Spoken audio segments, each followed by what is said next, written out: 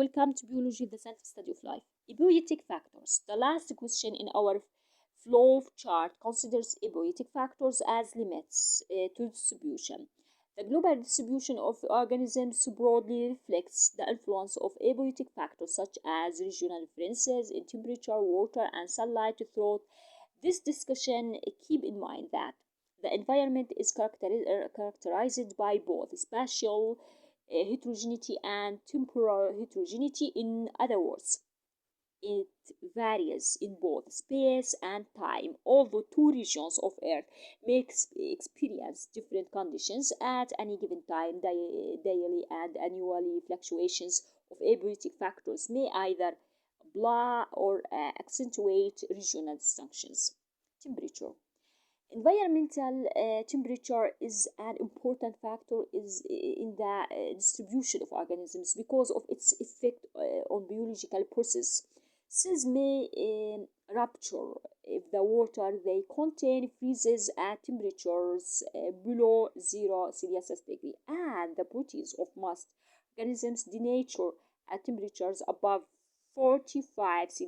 In addition, few organisms can maintain an appropriately active metabolism at very low or very high temperatures. Extraordinary adaptations enable some organisms, such as thermophilic prokaryotes, to live outside the temperature range habitable by other life. An organism's internal temperature is affected by heat exchange with its environment, and most organisms cannot maintain tissue temperatures more than a few degrees above or below the ambient temperatures. As endotherms, mammals, and bears are the major exceptions, but even endothermic species function best within various quite narrow environmental temperature ranges. Water. The dramatic water variability among habitats is another important factor in species distribution. Freshwater and marine organisms live submerged in aquatic environments, but most are restricted to either freshwater or saltwater habitats by their limited ability for osmoregulation. Terrestrial organisms face a nearly constant threat of desiccation, and their global distribution reflects their ability to obtain and conserve water. Desert organisms exhibit a variety of adaptations for water acquisition and conservation in desiccating environments. Sunlight. Sunlight provides the energy that drives nearly all ecosystems, although only plants and other photosynthetic organisms use their energy source directly. Light intensity is not the most important factor limiting plant growth in many terrestrial environments, although shedding by a forest canopy makes competition for light in the understory intense.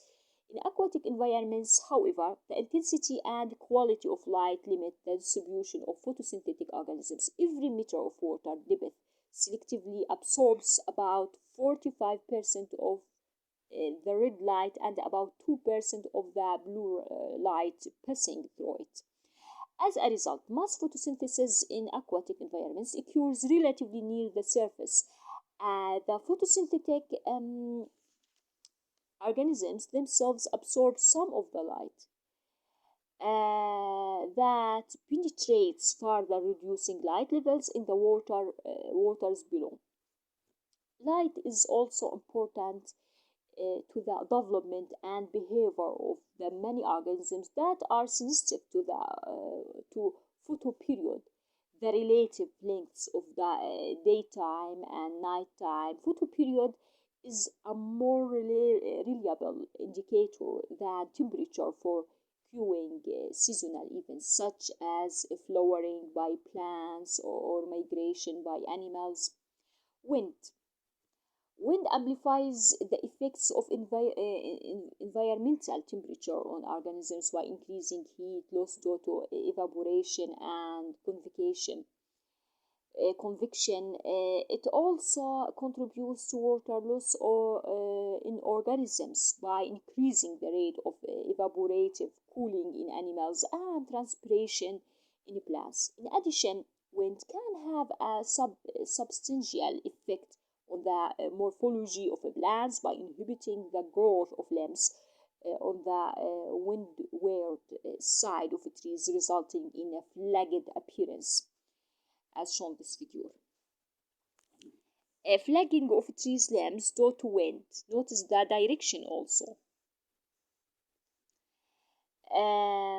Rocks and soil. The physical structure, pH, and mineral composition of rocks and soil limit the distribution of plants and those of the animals that feed upon them, contributing to the patchiness of terrestrial ecosystems.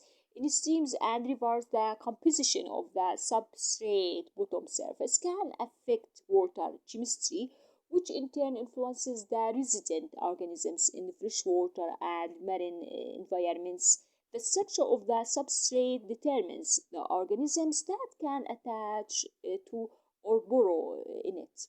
Now that we have surveyed the abiotic factors that affect the distribution of organisms, let's focus on how those factors vary with climates, as we consider the major role that climate plays in determining species distribution. Climate. For biotic factors,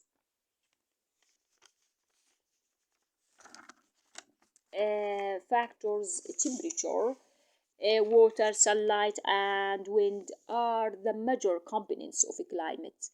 The prevailing weather conditions in a particular area, climatic factors, particularly temperature and water, have a major influence on the distribution of organisms. We can describe climate patterns on two scales: macroclimate patterns on the global, regional, and local level, and microclimate, very fine patterns such as those encountered by the community of organisms underneath a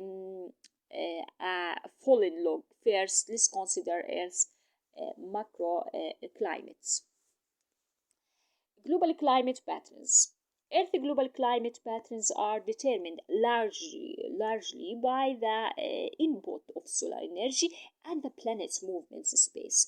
The sun's warming effect on the atmosphere, land, and water establishes the temperature variations, cycles of air movements, and evaporation of water that are responsible for dramatic latitudinal variations in climate, as shown in this figure.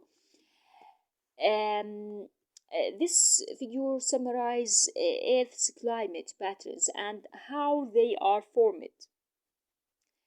Regional, local, and seasonal effects on climate, proximity to bodies of water, and topographic features such as mountain ranges create regional climatic variations, and smaller features of the landscape contribute to local climatic variation. These regional and local variations in climate contribute to the patchiness of the biosphere. Seasonal variation is another influence on climate. Bodies of water. Ocean currents influence climate along the coasts of continents by heating or cooling overlying air masses, which may then pass across the land. Coastal regions are generally moister than inland areas at the same latitude. The cool, misty climate produced by the cold California current that follows southward along the western United States supports temperate rainforest ecosystems dominated by large coniferous trees in the Pacific Northwest and large redwood groves farther south. Similarly, the warm Gulf Stream flowing northward from the Caribbean Sea and across the North Atlantic timbers. The climate on the west coast of northern Europe. As a result, Northwest Europe is warmer during winter than in New England, which is actually farther south but is cooled by the Labrador current flowing south from the coast of Greenland.